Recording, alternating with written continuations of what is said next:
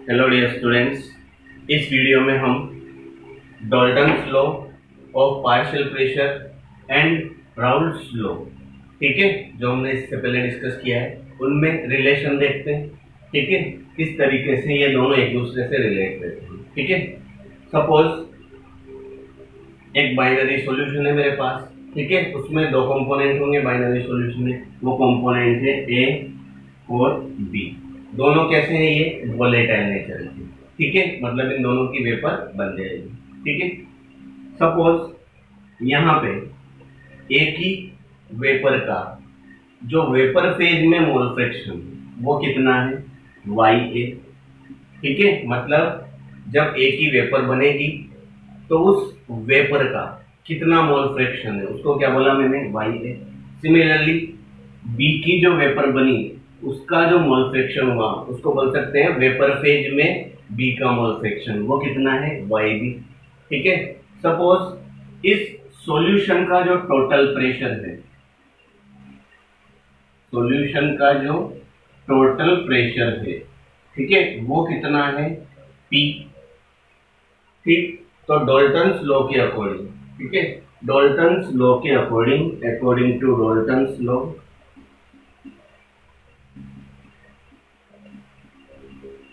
क्या बोलता है डाल्टन लॉ? ठीक है, किसी भी गैसियस मिक्सचर में किसी पर्टिकुलर गैस का जो पार्शियल प्रेशर होता है वो उस गैस के, ठीक है, गैस फेज मोल फ्रैक्शन और टोटल प्रेशर के मल्टीप्लाई के क्या होता है? इक्वल होता है। ठीक है, मतलब सपोज ए का पार्शियल प्रेशर पी ए है। ठीक है, तो partial pressure of A Dalton's law के अकॉर्डिंग ए की गैस फेज में मोल फ्रैक्शन और टोटल प्रेशर के क्या होगा? इक्वल। इसको देंगे हम इक्वेशन नंबर 1। सिमिलरली बी का जो पार्शियल प्रेशर होगा, ठीक है, बी की जो वेपर का वेपर प्रेशर या बी का जो पार्शियल प्रेशर होगा इस सॉल्यूशन में डाल्टन्स लॉ के अकॉर्डिंग वो इसकी वेपर फेज मोल फ्रैक्शन और टोटल प्रेशर के मल्टीप्लाई के क्या होगा? इक्वल होगा। ठीक है, डाल्टन्स लॉ क्या बोलता है? किसी भी गैसियस मिक्सचर में पर्टिकुलर गैस का जो पार्शियल प्रेशर है वो उस गैस के गैस फेज मोल फ्रैक्शन, ठीक है, गैस है तो उसका गैस फेज में जो मोल फ्रैक्शन है उसके और टोटल प्रेशर के मल्टीपल के क्या होता है? इक्वल होता है। ठीक है, इस रिलेशन की हेल्प से हम सॉल्यूशन में किसी भी कंपोनेंट की वेपर फेज मोल फ्रैक्शन कैसे कैलकुलेट की जाती है उसको देखेंगे। ठीक है, ये रिलेशन जो पढ़ने का हमारा मीन है। ठीक है, इस रिलेशन को हम क्यों पढ़ रहे हैं? क्योंकि सॉल्यूशन में किसी भी कंपोनेंट का अगर हमसे वेपर फेज में मोल फ्रैक्शन को कैलकुलेट करने के लिए बोल दिया जाए तो उसको कैसे कैलकुलेट करना है वो इस रिलेशन की हेल्प से हम कैलकुलेट करेंगे। ठीक है, तो डाल्टन्स लॉ क्या बोलता है? पार्शियल प्रेशर ऑफ ए की वेपर प्रेशर में मोल फ्रैक्शन या वेपर फेज मोल फ्रैक्शन और टोटल प्रेशर के मल्टीपल के इक्वल। बी का जो पार्शियल प्रेशर है वो उसकी वेपर फेज मोल फ्रैक्शन और टोटल प्रेशर के मल्टीपल के इक्वल। ठीक है, इसके बाद में अब राउल्ट्स लॉ क्या बोलता है? अकॉर्डिंग टू राउल्ट्स लॉ, ठीक है, राउल्ट लॉ क्या बोलता है? सपोज ए और बी का प्योर फॉर्म में वेपर प्रेशर कितना है? पी ए नोट या P A degree and P B degree. ठीक है, ए और बी का, ए का प्योर फॉर्म में वेपर प्रेशर मतलब जब ए सेपरेट है इंडिविजुअल तब उसका vapour pressure P A degree, B का वेपर प्रेशर प्योर फॉर्म में पी बी डिग्री। ठीक, और सॉल्यूशन में जब इनका सॉल्यूशन बना है, ठीक है, तो उसमें इनका जो मोल फ्रैक्शन है वो कितना है? एक्स ए और एक्स बी। ठीक है, तो राउल्ट्स लॉ क्या बोलता है? ठीक है, राउल्ट्स लॉ बोलता है जब भी किसी सॉल्यूशन में दो या दो से ज्यादा वोलेटाइल कंपोनेंट प्रेजेंट है तो हर कंपोनेंट का पार्शियल प्रेशर, सपोज ए का पार्शियल प्रेशर, ठीक है, उसकी मोल फ्रैक्शन के डायरेक्टली प्रोपोर्शनल होगा या बोल सकते हो उसकी प्योर फॉर्म में जो वेपर प्रेशर है और मोल फ्रैक्शन के मल्टीपल के इक्वल। ठीक है, सिमिलरली बी का पार्शियल प्रेशर, बी की प्योर फॉर्म में वेपर प्रेशर और उसकी मोल फ्रैक्शन के क्या होगा? इक्वल होगा। इसको मैंने दे दिया इक्वेशन 3 एंड इक्वेशन 4। ठीक है, ये डाल्टन्स लॉ से रिलेशन है और ये किससे है? राउल्ट्स लॉ से रिलेशन। यहाँ पी ए इक्वेशन नंबर 1 में, यहाँ इक्वेशन नंबर 3 में भी पी ए। ठीक है, दोनों क्या है? इस सॉल्यूशन के लिए ए का पार्शियल प्रेशर। ठीक है, तो इक्वेशन 1 और 3 को इक्वेशन 2 और 4 को, ठीक है, जब हम कंपेयर करते हैं, ठीक है, इक्वेशन 1 और 3 और 2 और 4 को जब कंपेयर करते हैं तो देखो इधर, सो फ्रॉम इक्वेशन 1, 2, 3 एंड 4, ठीक है, इक्वेशन 1, 2, 3, 4, 1 और 3 हमें किसकी वैल्यू बता रही थी, पी ए की वैल्यू। इक्वेशन के 1 के according P A equals to था वाई ए का वेपर फेज में मोल फ्रैक्शन, ठीक है, मतलब ए की जो वेपर बनी है उसका mole fraction into total pressure, ये इक्वल होगा किसके, इक्वेशन 3 के according P A degree X A की, ठीक है। यहां से अगर मैं ए की वेपर फेज में मोल फ्रैक्शन निकालता हूं तो उसकी वैल्यू क्या आ जाएगी, P A naught X A upon P. Similarly 2 and 4 दोनों किसकी, पार्शियल प्रेशर ऑफ बी की वैल्यू को बता रहे हैं। इक्वेशन 2 के according Y B into total pressure P equals to P B naught X B. यहां से अगर मैं बी की वेपर फेज में मोल फ्रैक्शन, ठीक है, मतलब सॉल्यूशन को जब वेपराइज किया गया तो बी की कितनी वेपर बनी, उस वेपर का जो मोल फ्रैक्शन है उसको बोल रहे हैं हम vapour phase mole fraction of B, ठीक है। तो वो कितनी हो जाएगी, P V naught into X B upon P, ठीक है। तो इस तरीके से इस रिलेशन की हेल्प से हम सॉल्यूशन में किसी भी कंपोनेंट की के वेपर फेज में मोल फ्रैक्शन कैलकुलेट कर सकते हैं। यहाँ पे y और x में कंफ्यूज नहीं होना है। x तो क्या है, सॉल्यूशन बना है a और b का, उसमें a की मोल फ्रैक्शन और b की मोल फ्रैक्शन, ठीक है। अब उस सॉल्यूशन को जब वेपराइज किया गया, ठीक, तो a की जितनी वेपर बनी उस वेपर का मोल फ्रैक्शन उसको क्या बोल रहे हैं, y, b की जितनी वेपर बनी उसका मोल फ्रैक्शन y, ठीक। अगर ओवरऑल में जनरल फॉर्मूला लिखूं तो सॉल्यूशन में किसी भी कंपोनेंट की vapour phase mole fraction, vapour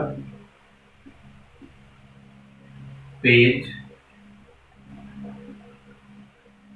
mole fraction of component is equal to किसी भी कंपोनेंट की वेपर फेज में मोल फ्रैक्शन, ठीक है। उसके लिए अगर जनरल फॉर्मूला लिखा जाए तो वह जनरल फॉर्मूला क्या हो जाएगा, यहाँ पे P A naught P B naught क्या है, कंपोनेंट्स की प्योर फॉर्म में वेपर प्रेशर, मतलब ठीक है ये किसके इक्वल होगा, vapour pressure of component in pure form into A और बी, ठीक है, एक्स ए की मोल फ्रैक्शन, एक्स बी की मोल फ्रैक्शन, मतलब मोल फ्रैक्शन ऑफ कंपोनेंट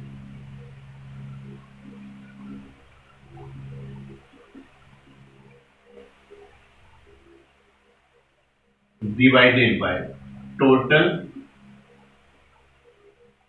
प्रेशर, ठीक है। किससे डिवाइड कर देंगे, टोटल प्रेशर जो कि सॉल्यूशन का होगा, ठीक है। तो किसी भी सॉल्यूशन में किसी भी कंपोनेंट की vapour phase mole fraction calculate करने के लिए उस कंपोनेंट के प्योर फॉर्म में वेपर प्रेशर को उसकी मोल फ्रैक्शन से मल्टीप्लाई करना है और टोटल प्रेशर से क्या कर देना है, डिवाइड कर देना है। तो सॉल्यूशन में उस कंपोनेंट की वेपर फेज मोल फ्रैक्शन आ जाएगी, ठीक है। इस रिलेशन की हेल्प से हम किसी भी कंपोनेंट की वेपर फेज मोल फ्रैक्शन को कैलकुलेट करना सीखे, ठीक है। अब इस पे न्यूमेरिकल किस तरीके से आता है वो देखते हैं, ठीक है। क्वेश्चन में हमें vapour pressure of chloroform CaCl3, vapour pressure of dichloromethane CH2Cl2 दिया हुआ है, क्लोरोफॉर्म का 200 mmHg, ठीक है, और डाइक्लोरोमीथेन का 415 mmHg दिया हुआ है, ठीक। इसके अलावा क्लोरोफॉर्म का मास 25.5 ग्राम, डाइक्लोरोमीथेन CH2Cl2 का मास 40 ग्राम दिया हुआ है। और क्वेश्चन में हमसे क्या पूछा गया है, क्वेश्चन में हमसे दो बातें पूछी है, पहला हमसे टोटल प्रेशर ऑफ सॉल्यूशन पूछा है और दूसरा, ठीक है, क्लोरोफॉर्म और डाइक्लोरोमीथेन के वेपर फेज में मोल फ्रैक्शन पूछी, ठीक।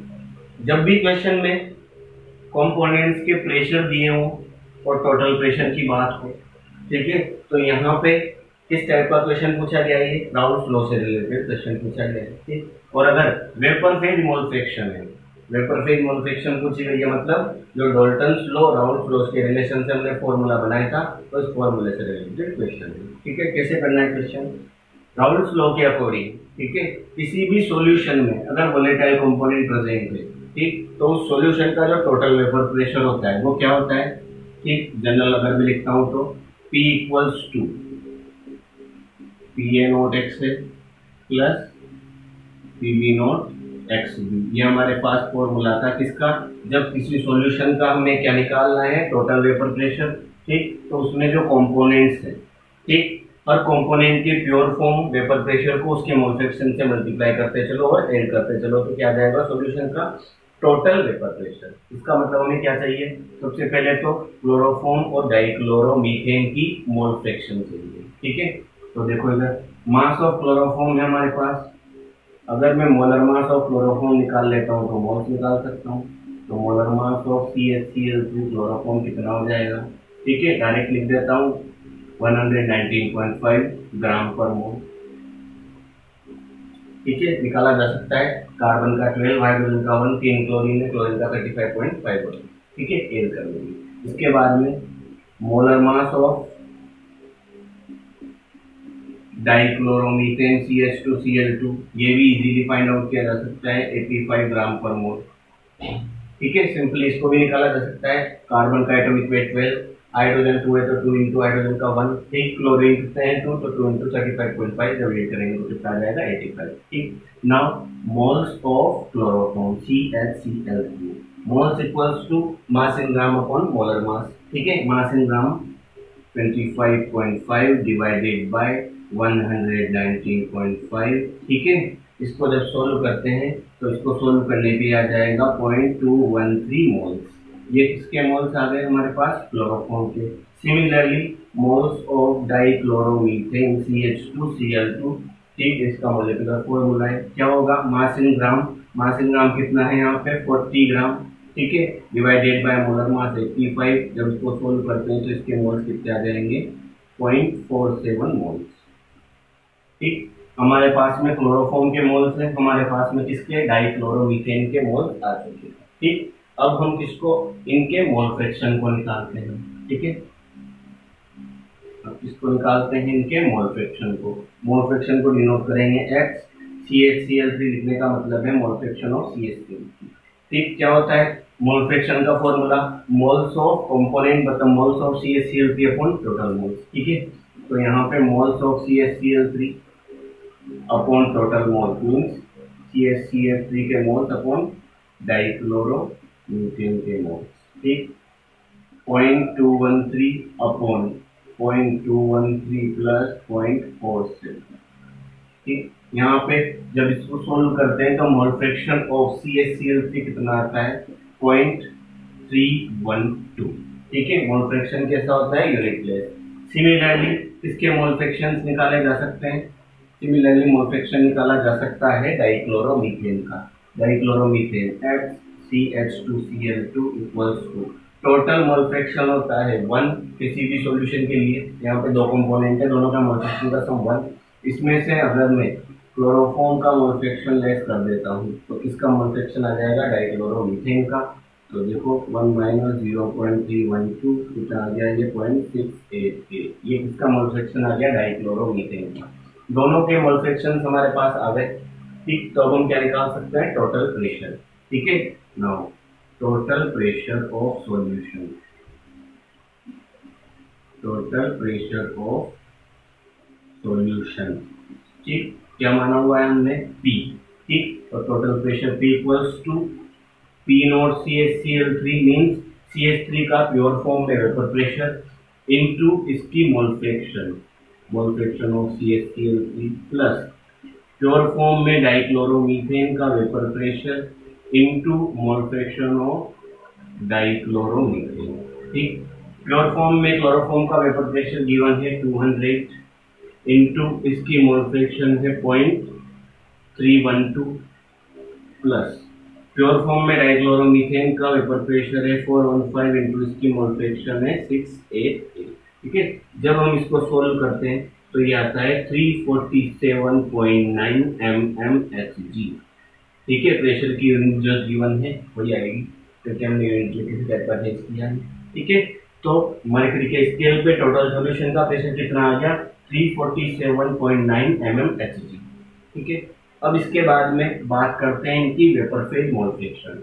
वेपर फेज मोल फ्रैक्शन किसी भी कंपोनेंट के लिए फॉर्मूला एक बार रिवाइज करते हैं। उस कंपोनेंट का प्योर फॉर्म में वेपर प्रेशर जो कि हमारे पास है, इनटू उस पर्टिकुलर कंपोनेंट की मोल फ्रैक्शन वो भी हमारे पास है, divided by total pressure of solution वो भी हमारे पास है। तीनों चीजें हमारे पास है तो हम इजीली कैलकुलेट कर सकते हैं। ठीक है,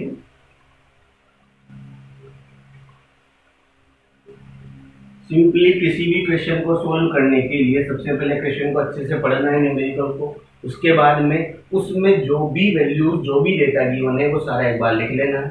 ठीक, क्या हमसे पूछा गया है उसके बारे में सोचना है, वो चीज हमसे क्या क्या रिक्वायर है, क्या क्या रिक्वायरमेंट कर रही है, ठीक, क्या क्या हमसे मांग रही है, वो चीज उस फॉर्मूले में देते जाओ, हमारा आंसर इजीली आ जाएगा। ठीक है, जनरली बच्चे क्या है, न्यूमेरिकल जब भी आ जाता है तो घबरा जाते हैं, पता नहीं किस तरीके से। ठीक, सिंपली पैटर्न क्या रखना है, जो भी क्वेश्चन दिया गया है उसको अच्छे से पढ़ो, जो डेटा गिवन है वो देखो, उसको लिख लो अच्छे से, फिर जो पूछा गया है, ठीक है, उससे रिलेटेड जो भी तुम्हारे माइंड में फॉर्मूला है, जो भी रिलेशन है, उन रिलेशन को लिखो और देखो वो क्या क्या वैल्यूज मांग रहे हैं, वो वैल्यूज उस फॉर्मूला को देती जाओ, इजीली क्वेश्चन सॉल्व हो जाएगा। ठीक है, देखो इधर यहाँ पे मोल fraction of chloroform in vapour phase, जिसको मैंने क्या बोला है, YCHCl3, ये क्या हो जाएगा, क्लोरोफॉर्म का प्योर फॉर्म में वेपर प्रेशर इनटू क्लोरोफॉर्म की mole fraction divided by total pressure. ठीक है, क्लोरोफॉर्म का प्योर फॉर्म में वेपर प्रेशर कितना है, 200 इनटू इसकी जो मोल फ्रैक्शन है वो कितनी है, 0.312 डिवाइडेड बाय 347.9। जब इसको सोल्व करते हैं तो ये आएगा 0.18। ठीक है, ये क्या आ गई वेपर फेज में। ठीक है, वेपर फेज में क्लोरोफॉर्म की मोल फ्रैक्शन। इसके बाद में ये भी मोल फ्रैक्शन है और मोल फ्रैक्शन का सम किसके इक्वल होगा, 1 के इक्वल, तो हम 1 माइनस करके भी निकाल सकते हैं या फिर इस फॉर्मूला की हेल्प से भी निकाल सकते हैं। ठीक, सिमिलरली मैं vapour phase mole fraction of dichloromethane अगर निकालना चाहता हूँ तो क्या हो जाएगा, डाइक्लोरोमीथेन का प्योर फॉर्म में वेपर प्रेशर इनटू इसका mole fraction divided by total pressure. ठीक है, प्रेशर है 415 इनटू इसका मोल फ्रैक्शन है 688 डिवाइडेड बाय टोटल प्रेशर 347.9। ठीक है, ये कितना आ जाएगा 0. ठीक है 82।